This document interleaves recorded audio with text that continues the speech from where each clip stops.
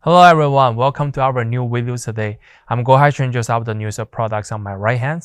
This is the hood system connection tubes. Let me give you the overall dimensions first.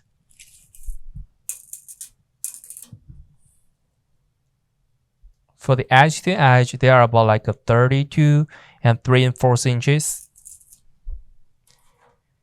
by 32 and 3/4 inches.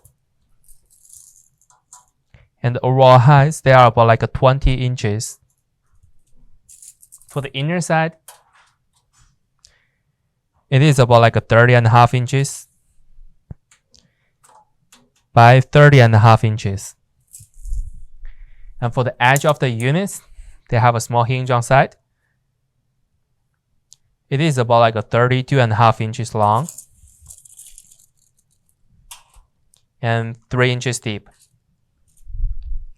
So this will be the overall information about the products.